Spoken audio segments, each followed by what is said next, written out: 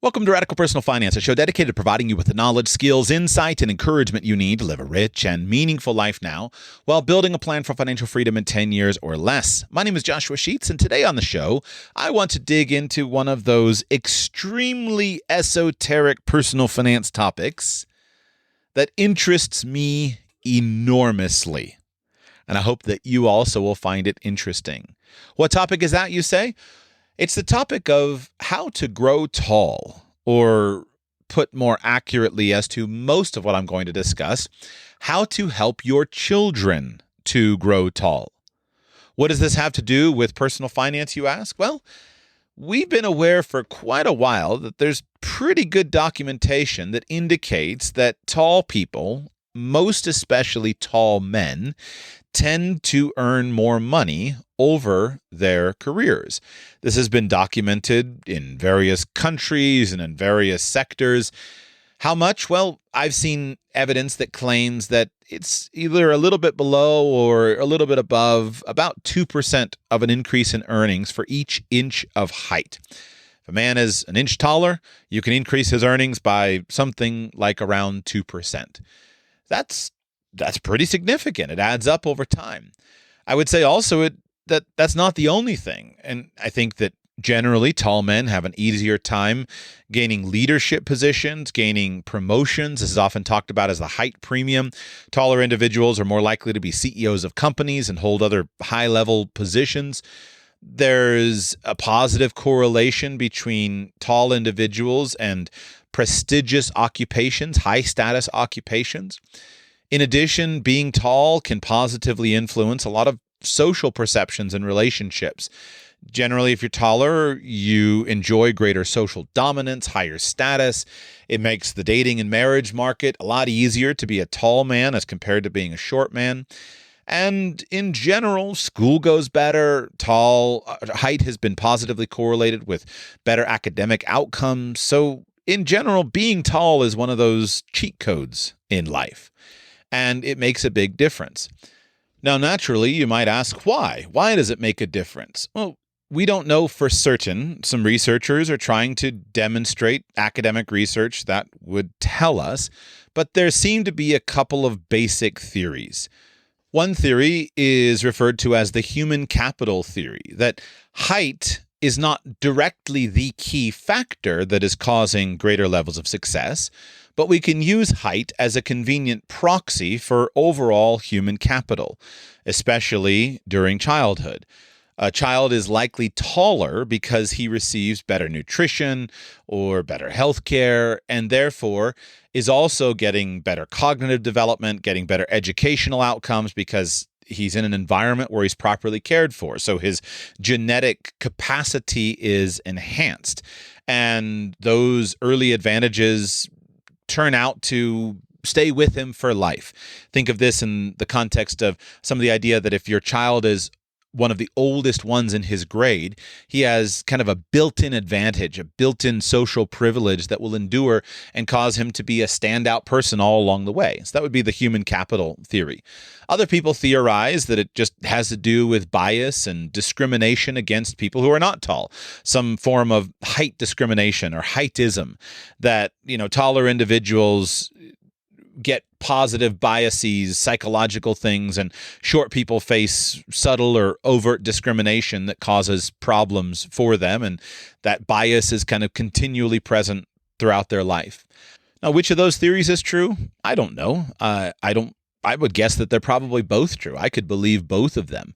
I think that height probably is a pretty decent proxy for other aspects of health, and I'll give some evidence for that in a moment. And I also think that there is probably just some of these psychosocial factors that are relevant, that it's just kind of a basic bias that we have in favor of tall people. And it's probably not a bad thing in the same way that beauty is probably a pretty decent predictor of overall health. That's why we're attracted to beauty. Height is also a pretty decent predictor of overall health, and that's why we're attracted to it. But as always, I don't think that we should judge people by outward experiences or outward characteristics exclusively. We should judge people by the content of their character rather, and their expressed character, their character qualities, rather than based upon some innate characteristic that individual almost certainly had no impact over. But in life, we're always looking to get as much benefits and advantage and privilege as we're able to get. And we want our children to have as many benefits and advantages and privilege as we can pass along to them. Height is not free. It's not exclusively a good thing. I'll tell you, as a very tall man, there are many times when I have envied short people. There are a whole list of frustrations and annoyances that I have experienced. When I was a teenager, I found it quite annoying that my mom had to buy me a special bed and special bedding, an extra long mattress so that I could fit on it. To this day, it's quite annoying to me to go to hotel beds where they put the sheets really tight, because the first thing I have to do is kick out the sheets because my feet always hang off of the end of a bed. It's annoying. I've many times been envious of my small friends when we're on an airplane flight and they can just sit down in an economy class airplane seat and sit down and be totally fine, or curl up in the corner of a car, or sometimes stretch out in something short. A number of years ago, my wife and I had a motorhome where we slept crossways on the vehicle, and I never slept well in that motorhome because I had to go diagonal on the bed because I can't fit just across the vehicle, whereas short people don't have those problems. It's annoying to have shoes. I have this thing ever since I was probably about 14 years old. I can never get shoes in a shoe store. It's enormously annoying because the way that I shop for shoes in real life is I walk into a shoe store and say, "Do you have any size 16 shoes?" And they say, "No, we don't." And I walk out again. I don't even bother to look at what I like. I look at what's available. Thank God for the internet, because the internet came along and I was able to finally find shoes for myself. But even now, I am petrified about having a pair of shoes break on me when traveling because I can't just go into a store and get a pair of shoes. I'm forever stuck with whatever I can bring. And so these are just a bunch of dumb little annoyances. On the whole, though, none of them are a big deal. And I don't think I would ever trade out these annoyances for being shorter. And I don't think there's many short men out there that wouldn't be happy to take on those annoyances in exchange for being tall. By the way, there are some arguments that tall people experience certain diseases that other people don't. So maybe it's not all free. And there are some arguments that tall people have certain, less of certain diseases than others. So on the whole, I'm happy to be the height that I'm happy that I am, and I don't have any complaints about it. And I want to help you and others experience those benefits if we possibly can. So the question comes back to, is height something that can be adjusted? Is height something that can be influenced? And I'm here to tell you that I believe it is. And I'll give a scientific disclaimer here in a moment. But what inspired me to do this show was I realized when I was doing that Genius show on Monday that there's so many aspects of life that we consider to be immutable, so many things that we think we can't change. And in reality, they can be influenced and they can be changed. And yet, we don't. If we could change it, if we could positively affect it, why wouldn't we? And one of the benefits of wealth, meaning having a high income where you can afford to do certain things for yourself or for your children, you should spend money on changing these things. So I'm going to tell you how to spend money to help yourself or your children be tall on today's podcast. And I'm going to give you a broad overview of it. I think at its core, the most important thing is to just simply observe that height can change. All of us do have a certain genetic potential in our basic genes, but that genetic potential is kind of a dormant guide that will vary significantly based upon our outward experience in life. And perhaps one of the most important factors is something like nutrition. We can see this in populations. We can see that in populations of different countries, that as people have access to more food and better nutrition, people's height increases. And if we can tap into that, while it's certainly clear that we do have a genetic potential for all of us, we can maximize whatever the potential that we have is. I've even seen this in my own family, which is rather interesting. My father is not tall. I think I'm guessing 5'10".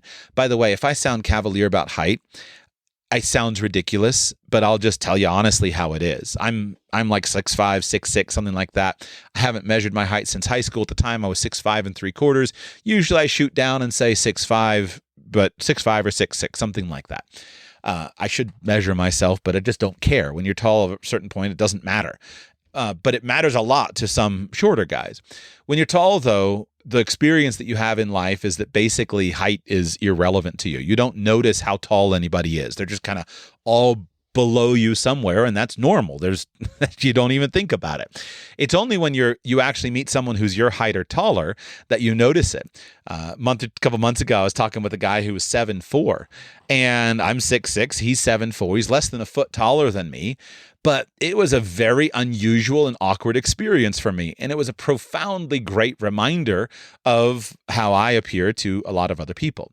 By the way, this is something that you have to learn to manage. One of the things that I learned to do over the years, being tall, is I developed a habit of stepping back slightly from a lot of people. So generally, if you're in a conversation with me, unless I can't hear, because sometimes you can't hear people when your head is up high. So I'll usually step back, and then I spread my legs out to be a little less threatening, less overpowering to people. And so you have to there are downsides to being super tall or tall. I don't consider myself super tall, but there are downsides to being tall, and you have to learn to deal with them. Back to my family history. It's interesting. My father, I think he's something like 5'10". My mom is shorter than him. I don't know how tall she is. But my dad is the shortest man in my family. In my family, there are four sons, and our height increases on each and every child. So my eldest brother is taller than my father is, but he's the shortest of all of my dad's sons. Then my next eldest brother is a little taller. Then my next eldest brother is a little taller.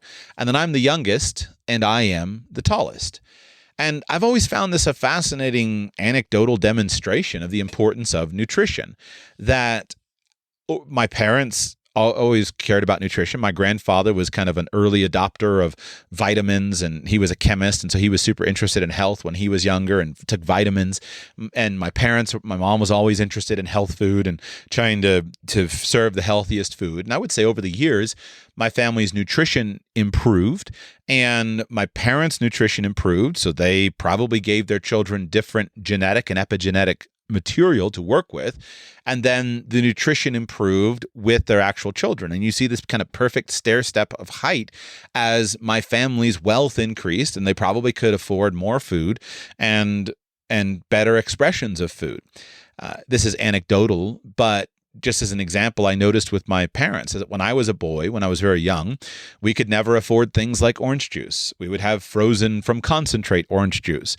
Then as I got older, then my mom started to buy the real orange juice. When I was younger, we could never afford maple syrup. And so my mom would make maple syrup using maple flavoring and a little bit of corn syrup. And she would make her own syrup for pancakes. As we got older, though, then real maple syrup appeared on the table. And so these are just expressions of wealth. As it increases over time, then you can spend more money on groceries. And that undoubtedly had an impact on me reaching the highest of all of my brothers and of being significantly above the average height of the male population. My point in all this is just to demonstrate that while we all have to acknowledge the role that human genetics play in our height, we know that we can enhance our genetic potential. We see that in cultures. We see that as people go from societies of poverty to rich societies, and they can gain more. One of my favorite, Empty America, VB Knives, I have no idea, I forget what his name is. Just my favorite Twitter follow is Empty America. He always makes the point, if you look at the United States and you see this, you'll find, a Mexican kid whose dad is 5'6" and mom is 5'5". Mexican kid will move to the United States, eat Big Macs every day, because now he has enough proper protein. The kid is 6'1" and massively taller than dad and mom because of the access to high quality food sources.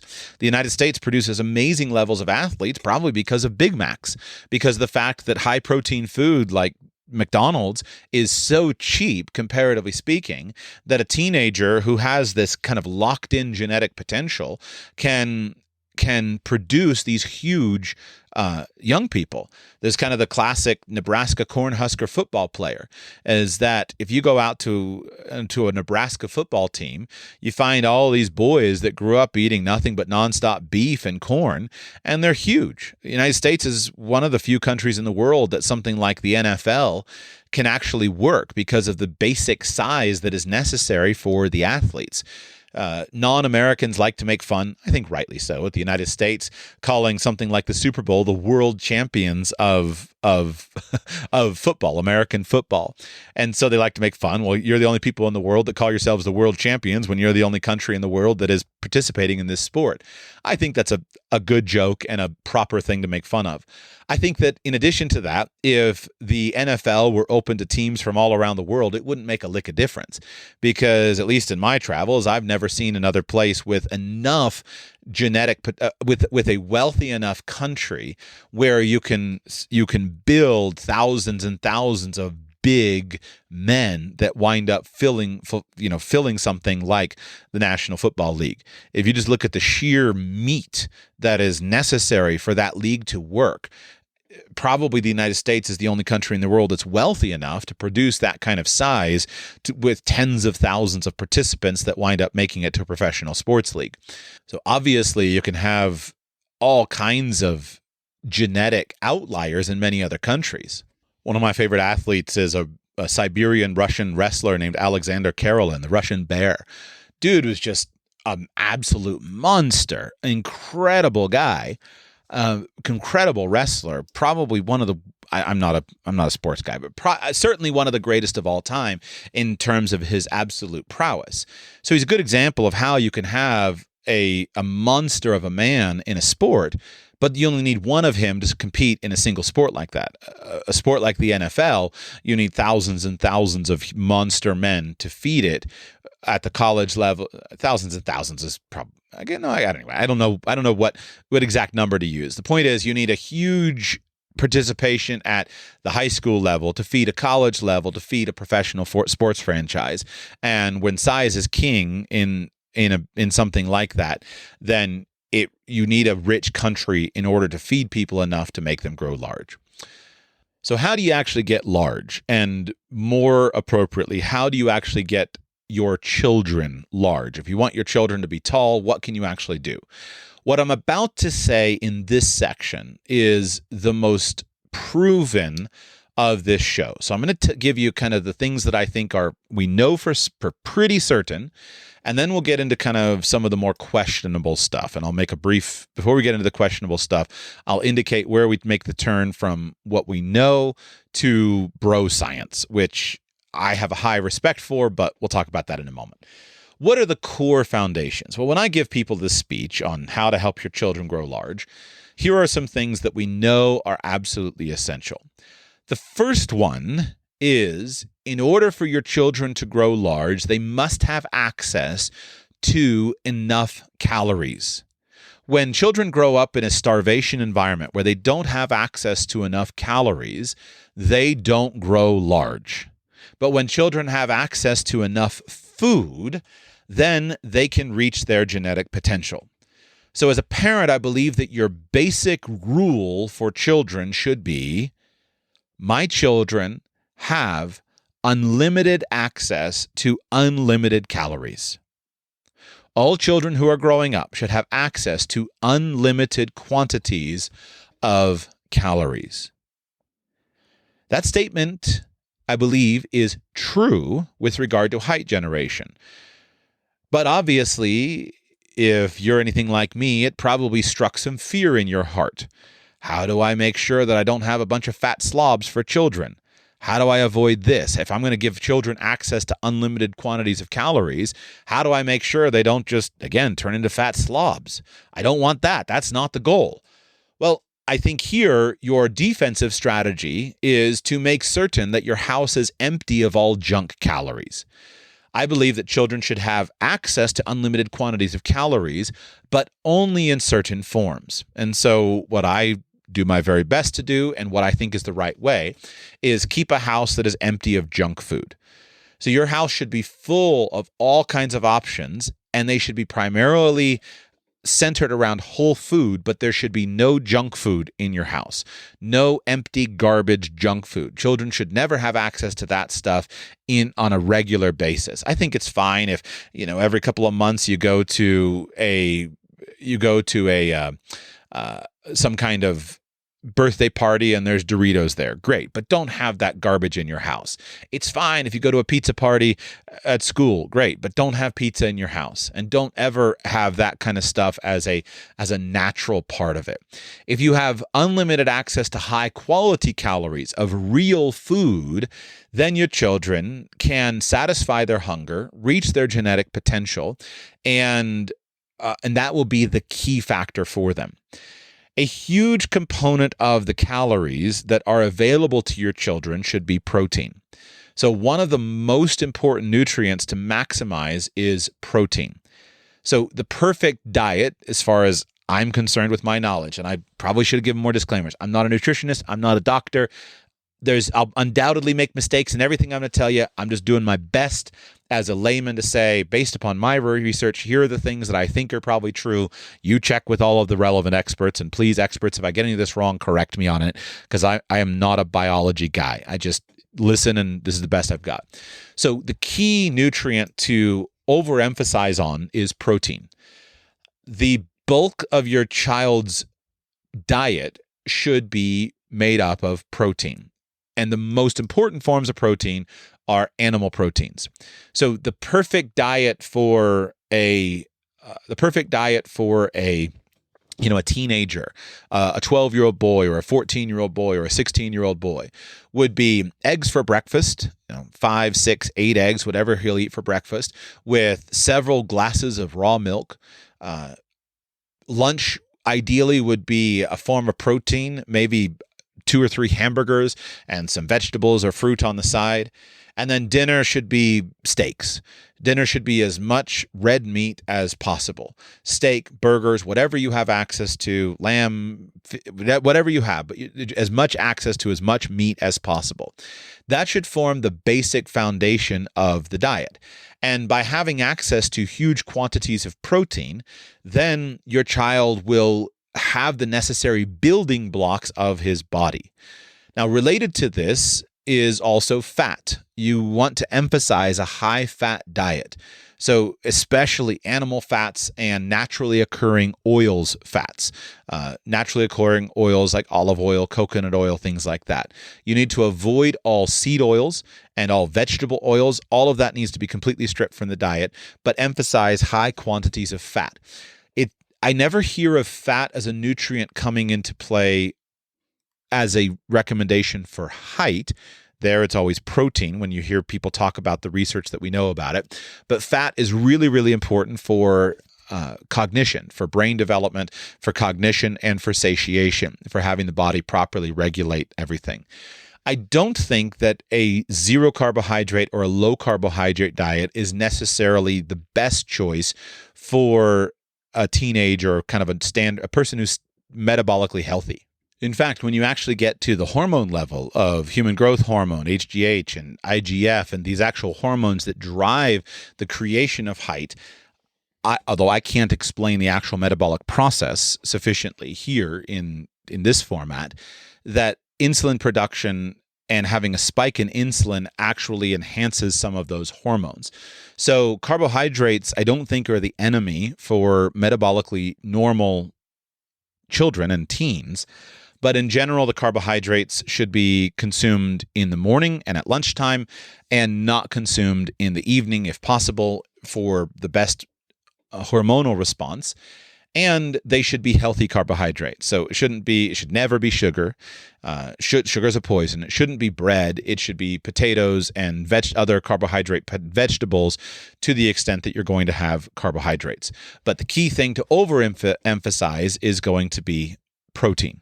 So let me summarize the formula for you so far. Number 1, unlimited quantities of calories, primarily focused on protein, heavy amounts of protein, supplemented by significant amounts of fat.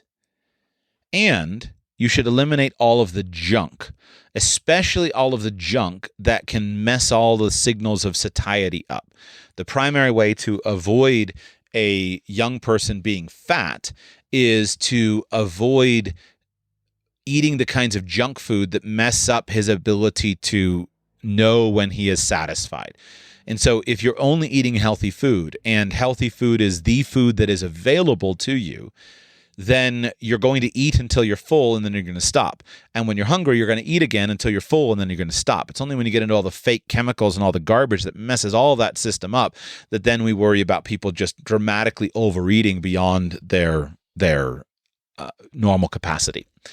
The next thing that is absolutely necessary after huge amounts of calories, unlimited calories, and lots of protein is sleep. After that, the second most important thing that a young person can do in order to reach his maximum height potential is to sleep. It is my strong conviction that if at all possible, children and young people should always sleep naturally with no artificial awakening. I understand that our entire society has screwed this entire thing up. Everything in our modern society is an enemy to sleep. We have artificial lights that allow us to stay up and be productive and be stimulated until late into the night. We have artificial devices that stimulate us. They stimulate us with blue light late at night. They stimulate us with constant kind of things that keep our brains engaged. We're engaged with constant and never-ending controversies and stresses that keep our brains awake. So we go to bed late, and especially teens, they're up half the night. They go to bed late, doing all kinds of crazy stuff all through the night, going to bed at 1 o'clock in the morning, and then our entire school system, at least in the standard model in the United States, starts far too early, and teens are dragged out of bed early in the morning to be at school at 7 o'clock in the morning. And all of this is unnatural, and all of it is destructive for a young person's success. This is not only destructive for height, by the way, this is also destructive for learning. All of the learning science that we're aware of indicates that memories are processed and learning happens during sleep. Learning doesn't happen when you listen to a tape where you're just going to learn French in your sleep. That does not work. But all of the learning is cemented during the nightly flushing that happens in the brain, and all of your actual learning is consolidated. And so basically the standard model for teens that where they stay up really late, get very little, small amounts of sleep, get up way too early and go to school way too early, it destroys all of the cognitive benefit of learning during the daytime because the memories are never processed. They never actually learn. But that's the academic side. What about the physical side? Well, the body grows during sleep. And it grows during sleep, both literally, physically, but also during the production of certain hormones. So the bulk of your human growth hormone is produced in a healthy body during sleep. And the most important sleep is the first hour. That's when all of the hormones are produced. So if you have a teenager and you want your teenager to grow tall, the single cornerstone habit that you can instill is to go to bed at the same exact time every single day, ideally as early as is reasonable. Now, I have not raised teenagers myself. It is my understanding from listening to other people with their stories of their teenagers, as well as a little cursory awareness of some of the studies on it, that the circadian rhythm of a teen naturally changes basically regardless of the environment. I'm skeptical that it has to be that way, but I'm willing to acknowledge that your teenager is probably going to stay up later. That's what every parent of teens tells me is the case, and so I'm willing to acknowledge that that's probably the case, even though I fight against it. And I'm going to fight against it until I'm forced by outward circumstances to change. So maybe it is the case that bedtime has to move from 7 o'clock to 10 o'clock, right? That's fine. But the bedtime for a teenager should certainly not be 12 o'clock midnight, should certainly not be 2 o'clock in the morning. The bedtime for a teenager should be as early as possible in the evening and as much of a wind down as possible. And he should get to bed early and prioritize sleep. Now, obviously, I can remember being a teen. Teens are often not enthusiastic about a quote-unquote early bedtime. But if you want your teen to have maximum success in life, in academic outcomes as well as in physical outcomes, you have to prioritize sleep. And perhaps this will help you if you're the parent of teens and you're fighting with your teens. Dig into the literature a little bit and understand how important sleep is to both physical growth, physical development, athletic performance, as well as proper just hormonal regulation and proper and long-term academic outcomes. I can't overstate how comprehensively consistent the literature is on this. There is no literature that I have ever found that indicates that sleep should not be a cornerstone habit. So my suggestion for you with a teen is engage your teen with it and use height as potentially that thing, a motivator. I think a lot of teens are simply unaware, probably less now than when I was younger, but I was a teenager. Nobody ever talked about this stuff. Today, with bro science and YouTube and social networks and whatnot, all this kind of information comes across a teenager's screen much more effectively, and then teenagers who are motivated can dig into it. But if you're a parent, dig into it yourself so that you can help your teenager to be motivated and to be knowledgeable about it. If you have a young man that you're raising as a teenager and he wants to grow tall, then a cornerstone habit for him after eating enough and only eating high quality food, a cornerstone habit needs to be sleep. And hopefully this will give you an extra tool to motivate him. And if you want the best outcome, let me tell you what I think is the best. How do you get great sleep? Number one is you should try to arrange so that whenever possible, your evening schedule involves some kind of early-ish wind down. So not a lot of high stimulation activities in the evening. Now you choose whatever time is appropriate for your functioning of your community. This will probably change between summer and winter and at different seasons of life, but try to arrange for some kind of wind down. Try to make certain that your home is not excessively bright. So making certain that your home is populated with yellow lights and that you can dim the lights as the evening goes on will make a big difference. I have a very hard time believing that if we were to go back 200 years and we're all living by candlelight, that somehow teens are going to have that much of a hard time falling asleep at 8 o'clock when the sun goes down like everyone else does. Now, I don't know that. I can't prove that. I'm just skeptical of that stuff. But regardless, we know that pulling down the light is a big deal. Especially, we know that if at all possible, we want dim lights. That's the most important thing as compared to bright lights. We want to get rid of blue lights if at all possible. So if it's possible, we want to eliminate the use of screens and bulbs that give off blue light. You can do this using night mode on devices, night modes on TVs, night modes on phones, night modes on computers, and you can also use blue light blocking glasses. These are quite popular. I have no experience myself with them, but these are quite popular for a lot of people. And so get a pair of blue light blocking glasses and start wearing those after dinner if you require to doing some homework on the computer or things like that, and use night mode. And then have a consistent early bedtime. And so what I would suggest for teens, not having ever fathered a teen, so maybe I'm mistaken about this, but I really believe this is a good foundation, is have your teen consistently go to bed at an early time. Something like, in most cultures, something like 9 to 10 o'clock, I think would be ideal. Maybe earlier if possible. And then if your teen can't fall asleep due to that kind of natural circadian rhythm change, then have him read with a physical book, not a fake book, not an e-reader. Have him read with a physical book, and have him read with a very dim yellow light. So just a soft artificial candle. That's what I like, is just kind of a soft artificial candle, or get a yellow book light for the purposes of reading in bed. So if a teen is lying down in bed, horizontal, in a completely dark room, reading for an hour or two, then he should naturally fall asleep when his body is ready and prepared to go to sleep. The sleeping room should be as dark as possible. You should use blackout curtains, or the teen should use an eye mask if necessary, but the room should be as dark as possible. It should be very cool as possible. And then there should be no non-natural waking time. So there should be no alarm clock. There should be no artificial awaking unless it's absolutely necessary. If you find that your teen has to get up to go to school at a certain time, then the only solution you have to that's best for the health of the teen.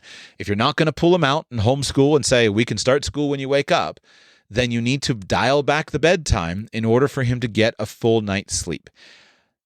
Food, protein, and sleep are the cornerstone factors that will influence height, as well as everything else. All other performance and health and beauty and everything is influenced by those.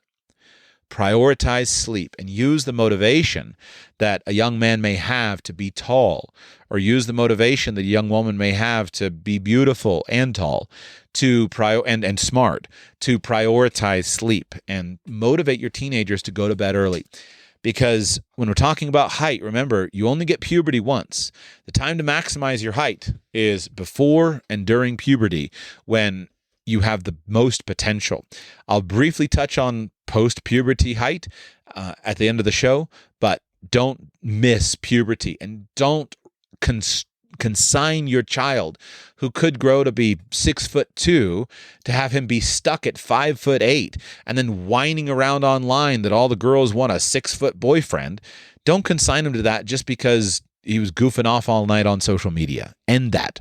And create a household that goes to bed early, which means, of course, that you as a parent, you have to set the same solution. By the way, I think that's probably reasonable. Some people are night owls, but on the whole, there's good evidence that the most important sleep is the sleep that happens early. I forget if it's before midnight, but they can track it. The sleep researchers see it. All right, what's the next factor that we know absolutely improves height?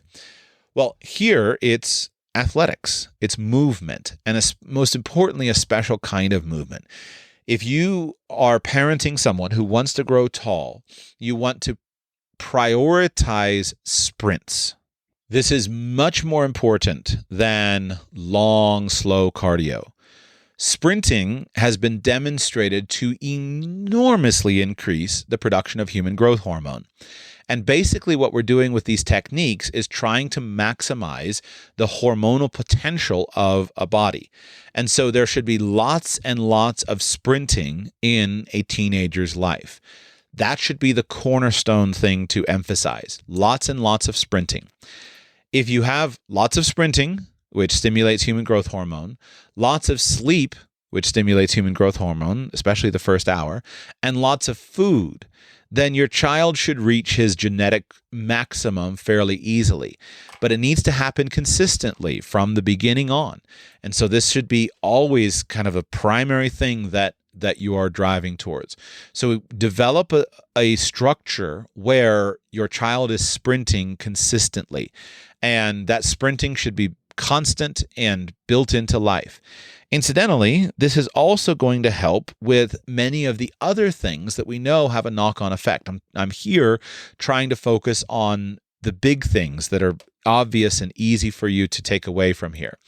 But sprinting will have a very natural effect on helping your child to maintain a low body fat percentage.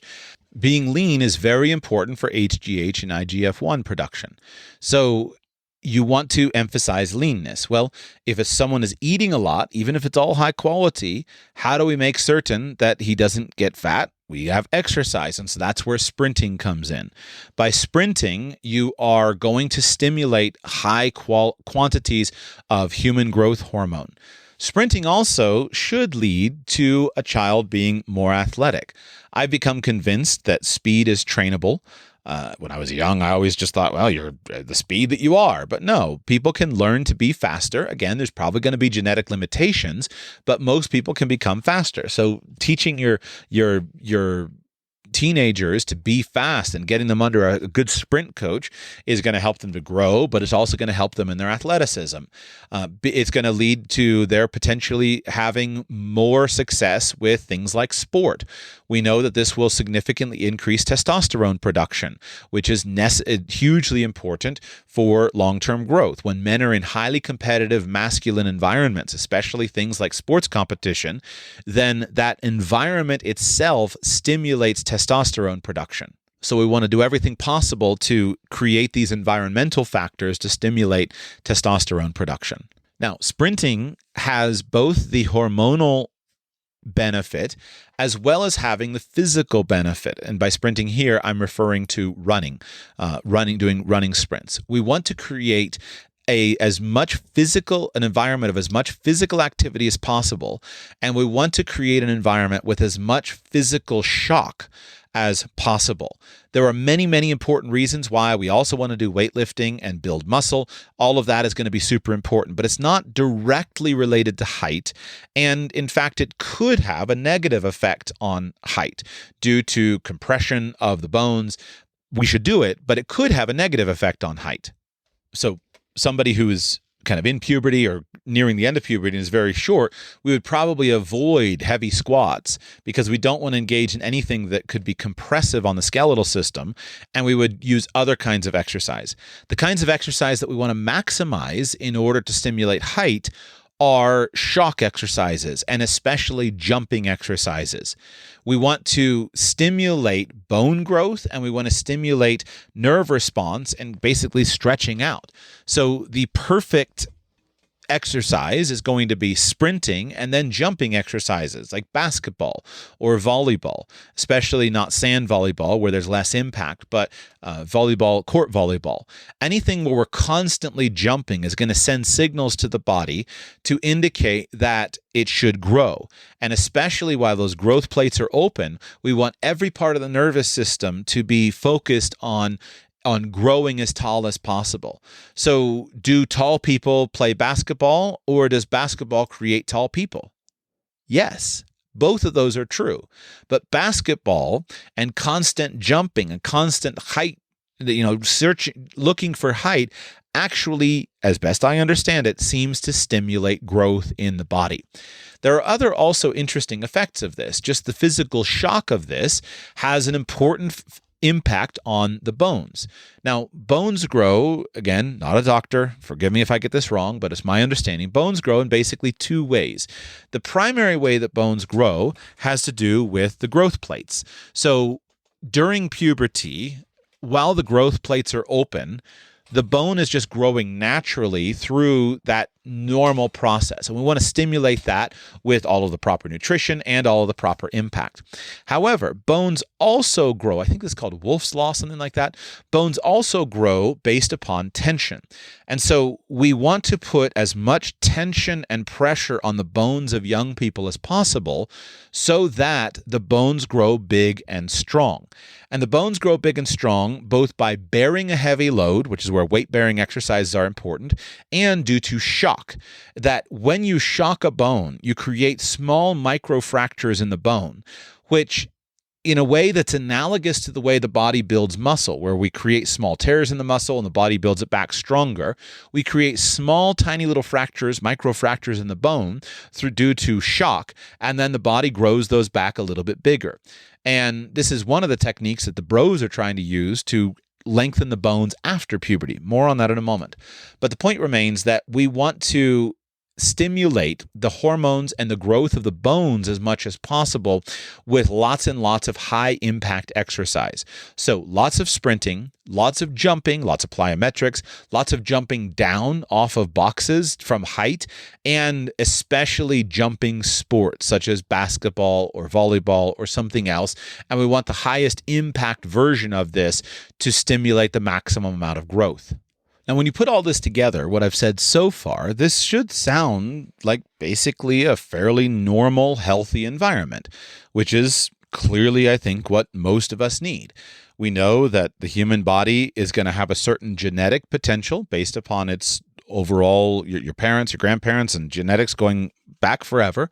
And then the human body is going to develop best with high degree amounts of nutrition, with very nutritious foods that have a proper kind of comprehensive nutritional makeup.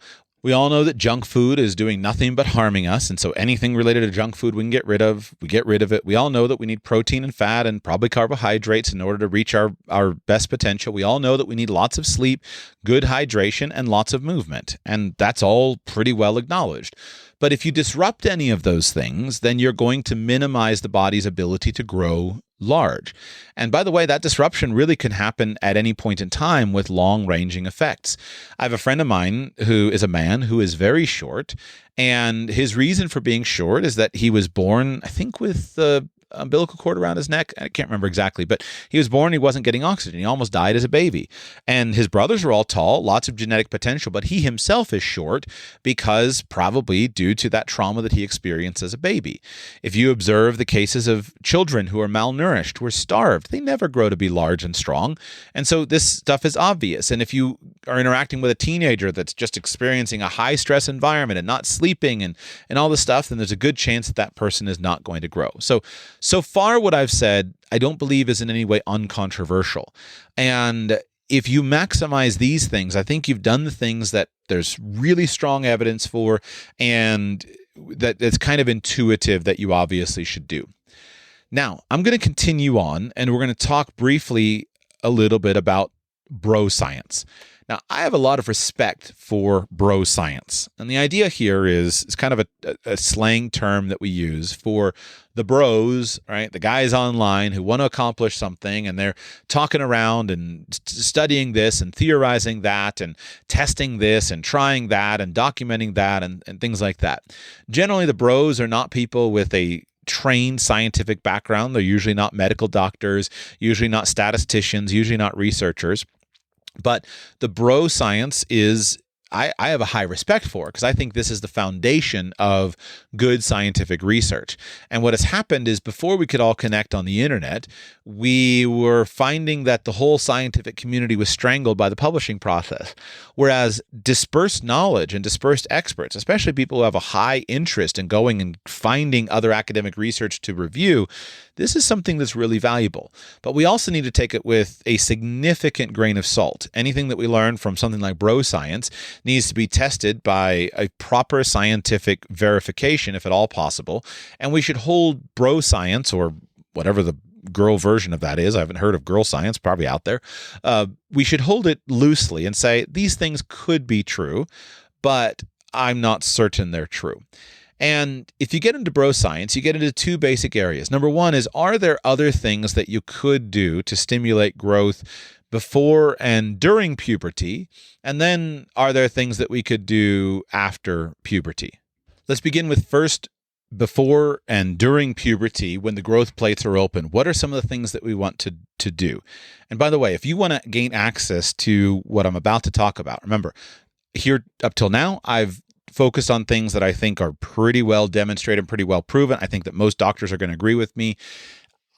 I don't think I've made a mistake so far. If I'm going to make a mistake, it's going to be in the second part here of the show, where I dig into this bro science stuff, because I'm not an expert. I don't understand it well enough. I'm trying to give you a list of general guidelines that I think will be helpful to you. If you want to access bro science yourself, your best place is to start is YouTube. Go to YouTube, do a couple of searches, some things like how to grow taller, how to reach my maximum height, how guys can get taller, things like that. Watch a few videos, and then sit back and let the algorithm start feeding you some algorithmically chosen videos, and then start looking through and seeing what you learn from it. And the bros have dug a lot deeper into the science and understanding it, because they're usually highly motivated. There's a guy who's 20 years old and he's 5'8", and he said, I got to reach 6 foot. And so he's doing all kinds of stuff to try to do it. So I'm not that motivated, being tall, naturally. So I just have a cursory knowledge of it. But let's begin with, I'm going to pull together a few lists from the bros that I'm going to talk from now. So let's start with a list of mistakes that you want to avoid. Some of the things are really important during puberty for guys is that you need to make certain that you avoid high estrogen levels. If your estrogen levels are high, then that can cause your growth plates to close premature to what they otherwise would do. They close quickly. So you need to reduce estrogen levels in your body during the growth period. How do you do that? How do you reduce estrogen levels? Well, first, you need to make certain that you maintain a low, healthy body weight, that you're not fat. It's my understanding that fat tissue, especially visceral fat, can convert testosterone into estrogen through a process called aromatization. So by keeping your body fat percentage down, you're avoiding that process of creating high estrogen levels. I think of this one basically as man boobs, is that we want to avoid getting man boobs. Why does a guy get man boobs? Because he gets fat. So we want to avoid that. Incidentally, I'm going to say something that's very strong. It'll be offensive to many people, but I really think it's an important message that we as parents, adopt. I believe that for you to have fat children and fat teenagers is a form of child abuse. Allowing your children and teens to be fat is a form of child abuse.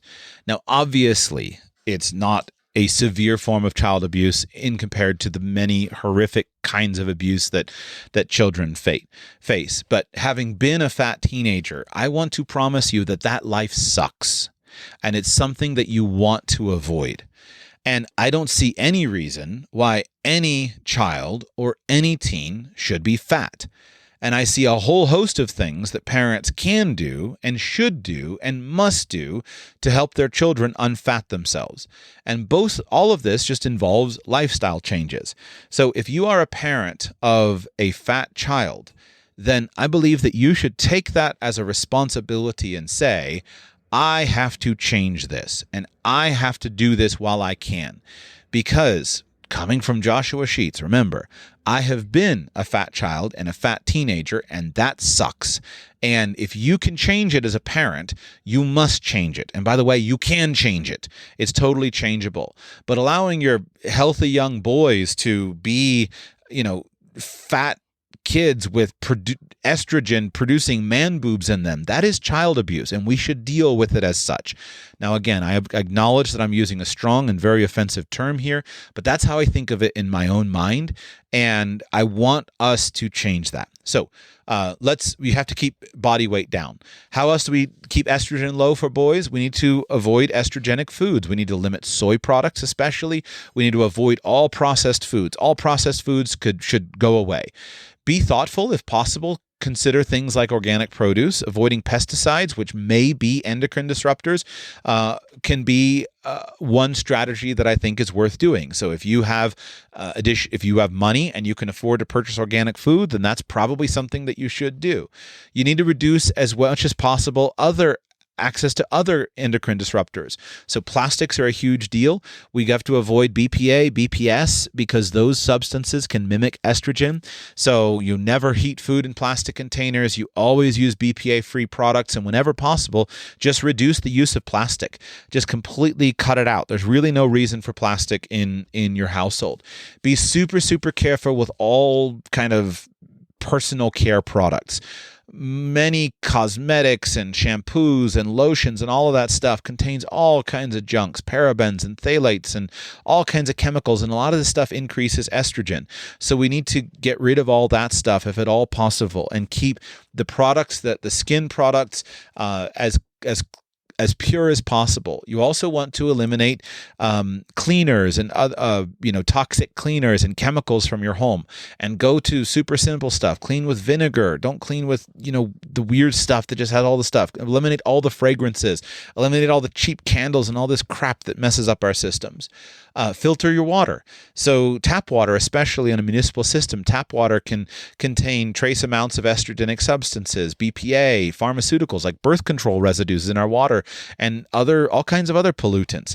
So it's not going to kill you from drinking it, but it's going to screw up your system. So get a high quality water filter in your house and make certain that you remove all of that stuff. And then be thoughtful about foods. I've read that there are foods that lower estrogen. Cruciferous vegetables, broccoli, cauliflower, Brussels sprouts, flax seeds may be useful. Citrus, things like that are the kinds of things that could help to reduce estrogen amounts. And then hopefully this isn't a big thing for teens, but reduce alcohol consumption. Alcohol can mess with the liver's ability to metabolize estrogen, and then just in and of itself, like beer, for example, is one of the worst, most feminine things possible. I always think of it as beer gives you boobs. So make sure your teen isn't consuming beer. It's terrible. I hate the fact that men associate beer with kind of a masculine drink. It's not. It's a terrible drink from the perspective of masculinity and femininity, and estrogen is a component of it. So however we do it, we want to do the best job possible of limiting estrogen levels, especially for your boys and your male teens. We want to avoid certain kinds of chemicals. We want to avoid Accutane. Accutane is a brand name for isotretinoin, which is a medication that's used to treat severe acne. Be super, super careful about anything like that because it can cause premature closing of the growth plates because it speeds up the maturation of chondrocytes. So be careful of anything related to acne medications. I am no expert on acne, but I think that a huge portion of it can be cleared up with dietary influences. So if you got someone struggling with acne, put them on an all beef diet and see what happens after a few months. And I'll bet you a significant part of it goes away. I don't know what your teen would rather have, acne scars when he's 20 years old or an extra few inches of height, but my guess is the height would probably be a priority. You have to absolutely make certain that there's no steroid use or artificial testosterone injections. This is deadly, and as steroids, anabolic steroids for muscle growth has become more common in our society, then these are filtering down to teens.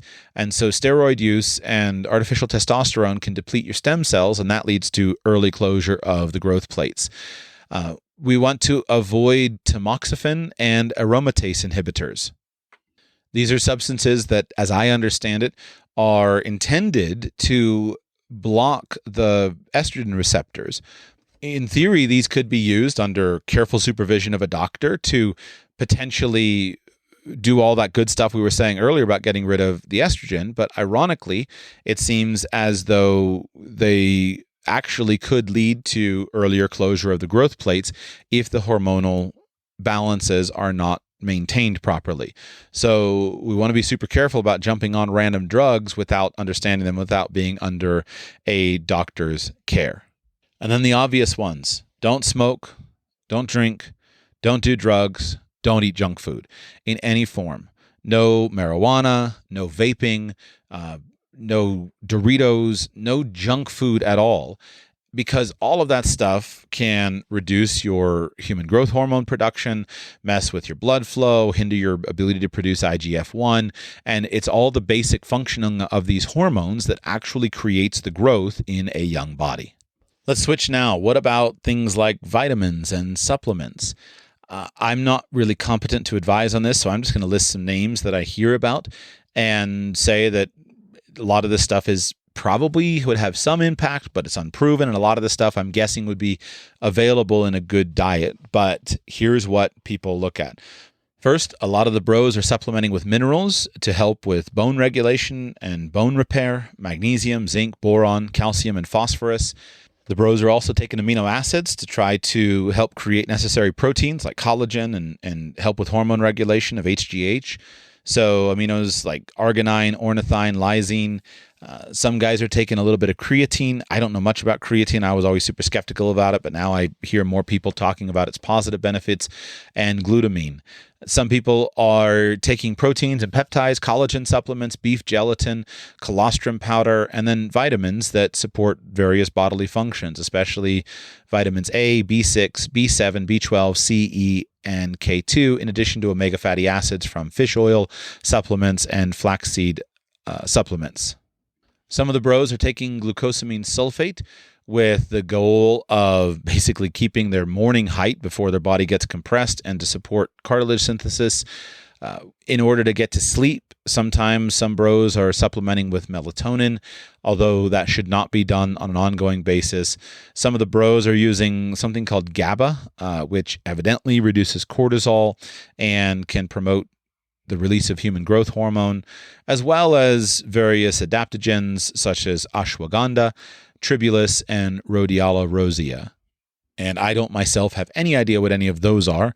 I just hear about them in listening to what the bros are testing. Talk to a doctor. And then some of the supplements that are out there that generally you should never engage with unless you are speaking to a doctor. One is MK677, which is ibutamorin, which, as I understand it, has been proven to make teens taller, but can cause all kinds of problems. Obviously, human growth hormone injections, which may lead to growth of height, but can cause other health problems. And then anabolic steroids, which are likely to speed up the closure of the natural growth plates. So in general, I think be super careful with anything that is chemical and medical, and just focus on those proven things that I said. And that's probably going to be enough for what anybody needs. I think the reason the guys are short is their sleeping, probably sleeping and nutrition. And if you just fix nutrition and sleep and movement, you've probably fixed a whole lot of problems. Now, in conclusion, let's turn to kind of a wacky and interesting world of the question of, can you grow taller after puberty? So the idea is, after the growth plates on your bones close, can you grow taller? Now, the interesting answer is absolutely yes. Now, before you think I've lost my mind, I would say absolutely yes with regard to surgery. There are clinics around the world that you can find people telling their stories where basically a dude will go in and they perform this procedure where basically they cut the bones in their legs, stretch the bones out, and after this very long and painful procedure, literally they're adding several inches of height to people. And evidently growing taller is such a big deal that people are willing to pay huge amounts of money and undergo enormous amounts of pain to grow taller after puberty through the use of surgery. So I'm hoping to help you avoid that, help your children avoid that, but just trying to remind you of some basic things that are going to help them reach their genetic potential when they're younger, but basically not stunting their growth. But that is the case. Now, short of that, it's kind of interesting to try to understand, could this make a difference? If you go on YouTube or you start listening to people, you'll find a whole lot of guys in their early 20s and late teens who are really focused on this. And again, they're doing the bro science thing where they're looking and trying to figure out, is this possible, because they want to grow. The answer is probably not much. Meaning that would be the medical answer as I understand it. Most doctors would say, can you grow after the growth plates are closed? As I understand it, the responsible answer would be to say, well, probably not. No, you can't. Some would be probably very certain. No, you can't. Or probably not. Or it would be very unreliable. But the guys are testing it. And as I understand it, there are a couple of things that they are testing. First and foremost, it's a little bit uncertain. Unless you've had an actual x-ray, I guess it will show you if the growth plates, unless you've had a full x-ray that says definitively your growth plates are certainly closed, then there's a bit of a wiggle room at the end of puberty as to how long a guy can grow. There have been some people who stopped growing when they were 15 years old, and there are some people who were still growing at 25 without doing anything unusual. But the normal thing is, by the time you're out of your teenage years, your growth plates are probably closing over. So there are a couple of things that guys are trying to do. Is that, number one, they're trying to do everything possible with their hormones to do everything possible to try to get any growth that is left from a hormonal perspective. So it's not uncommon that a teenage young man will go through and eat like junk and not exercise and not sleep, and all of a sudden he's 17 years old and he's super short, and he's like, well, maybe I could do something. And so if he cleans up his diet and he cleans up his sleep and cleans up his habits, then maybe he could still grow a little bit. In theory, there's some interesting theories about possibly if hormonal changes were significant enough that maybe there would be some kind of change that could actually happen with the hormones. So you see this there's been some documented medical cases of people who've had a dysfunction in their pituitary gland. And I think there was one guy I was reading about that went from like dwarfism to giantism based upon this change in his pituitary gland. So I don't understand it enough, and I'm not interested enough to dig into it enough to understand it, but that would be kind of the hormonal aspect of it. And then a lot of them are also focusing on trying to say, is there something physical that we could do? And this physicality to me makes sense, but it is hard work. And so there are two elements to the physicality. The first one is basically stretching. And stretching doesn't seem to have the greatest long-term effects, but it's not nothing. So as I understand it, our height changes based upon the work that gravity effects on our bodies. So if you measure yourself in the morning, right after you get up, after you've been lying in a bed all night, then that's when you're going to be the absolute tallest. And then it's not uncommon to lose a not insignificant amount of height throughout the day, so that at the end of the day, when gravity has been pulling you down, you are the shortest at that point in time. So there's people that are experimenting with various things to stretch themselves out, and they do hanging on a bar and stretch out and decompress their spine, and sometimes they hang upside down using something like gravity boots or an inversion table. And that kind of stretching activity does seem to have some impact on height, but it doesn't seem to be anything that is long-lasting or permanent. It's basically just stretching out all the ligaments and the vertebrae and the bones, and that's probably not a bad thing. Just like, by the way, I didn't even talk about fixing posture, but you can fix your posture and express yourself as a taller person. The more long-lasting thing would be to say, can you grow the bones? And this is what some of the bros are trying to test. There's some documented history. There was a Russian guy who was a high jumper that grew when he was in his 20s because he wanted to be a better high jumper. And one of the things that he pioneered was basically he slept he set up a system of an elastic band bed, and while he was sleeping, he would have these bands stretch him. And this, in addition to basically law of attraction exercises where he just visualized himself growing taller, he was able to allegedly, documentedly, extend his height by several inches from this. And so what the bros are trying to do is to test this and say, if we get a lot of high impact activity for our bones, which creates small microfractures in the bone, again, as I said earlier, that's analogous to the small micro tears of a muscle when you're exercising, and then we sleep or we spend significant amounts of time in kind of a stretched out position, then as our bones grow, they regrow and they rebuild the basic bone material in a stretched out way. And could this help us to lengthen our bones, lengthen the bones of our legs, so that we are actually taller? And there's people that are claiming to get that experience. They're documenting it. I don't know how true it is. It's just interesting to observe. I find it fascinating from a purely scientific perspective to see people informing themselves, see us sharing research around the world, and then seeing people documenting their experiments. That's what I love about bro science.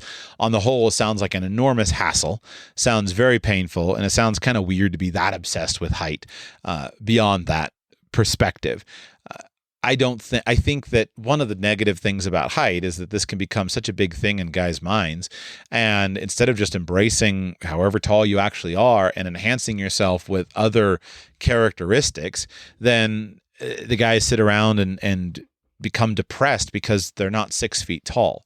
And I have a real bone to pick with people that emphasize this. And I feel like a lot of the bros and kind of the red pillars and things like this, they're spending so much time on height, talking about how, well, you got to be 6 feet tall or you got to have a certain height, and that's going to make everything easy. And in so doing, it could cause a young and impressionable and vulnerable young man to think that's somehow going to change everything. But I know lots of short guys who are extraordinarily competent, extremely successful, married to beautiful women, have great lives, are very highly respected, and they've done it all, though, being short. And interestingly, I've spent some time talking with some men in this situation. And in the same way that I'm glad that I'm tall, because that was my experience, they've expressed to me that they're glad that they're short, because being short and having to deal with the discrimination that they faced as short men caused them to become stronger and to adapt for that height restriction, for being short, with other character qualities and other things that were ultimately quite effective for them. And so I think that one of the things that really bothers me when I spend time listening to these guys and reading the comments is that some people think that somehow being tall is a magic formula that is going to lead to your automatically being successful in life. And I can tell you as a tall man, it ain't that way. I'm glad that I'm tall. I acknowledge that it has helped me in many ways and is a great benefit, but it's not some kind of unilateral cheat code that fixes everything. You still got to develop a whole bunch of other stuff. So if you do the stuff that I've recommended and you still wind up being shorter than you would hope to be, don't even worry about it. Press on and do the best you can. My hope in today's podcast, again, as I said, very esoteric. Here's one of those factors that is genuinely a true factor. I think you can help your children, especially, to do this. And I think that this should be one of those areas in which the reason you get rich is so you can spend more money on food. And that's kind of the closing point I want to make to you, is that sometimes people spend so much time piling up money and you're still eating rice and beans because, well, we're not going to spend more than 21% of our household income, and your kids are starving because they're eating rice and beans. And I want to shake you and say, bro, go buy some steaks. Throughout history, one of the great benefits of being wealthy has been to be able to afford higher quality food and enough of it. Throughout history, most of our ancestors have gone through their lives basically starved both of calories and of nutrition. Good food costs more than cheap food. I am grateful that we can stay alive and get enough calories to be okay very, very cheaply today. But good food is still going to cost you money. And so you should embrace the fact that you can afford better groceries and you can afford higher quality food. And this is quite literally something that you're building an inheritance in for your family, for your future and for your future health, and for your children, your grandchildren, your great-grandchildren. You have the ability, not only prior to conception of your children, but you have the ability to affect the epigenetic future of your children. And so feeding your children the best quality food that you can afford and the best quality food that you can find should be a high priority for your wealth. And it's interesting, you see this in a lot of people. There was a video that was going around picture, 6 months, 10 months ago, something like that. And it was a picture side by side of Bear Grylls' son, Marmaduke, and Donald Trump's son, Barron Trump. And it was funny because you had these like graduation pictures of Bear Grylls and his wife and their son, Marmaduke, who's just towering over his father. And then you had Barron Trump towering over Donald and Melania Trump. And this is exactly what my pictures with my parents look like. This is what we should look for as fathers and as mothers. Is we want our children to be a few inches higher than we are, and then we want our grandchildren to wind up being a few inches higher than our children are, and we want to express and continue to grow to the ability that we're able to, because all of the things that lead to height also lead to health, also lead to better cognitive performance, lead to all of the other things. Remember that it's not necessarily the case that height is some kind of social cheat code that is the thing that makes you successful. It's not all discrimination. Let me read you the abstract. Here's this from a paper that was published by researchers Ann Case and Christina Paxson. The paper is called Stature and Status, Height, Ability, and Labor Market Outcomes. Let me just read you, published by the National Bureau of Economic Research in August of 2006. Here's the abstract. It has long been recognized that taller adults hold jobs of higher status and on average earn more than other workers. A large number of hypotheses have been put forward to explain the association between height and earnings.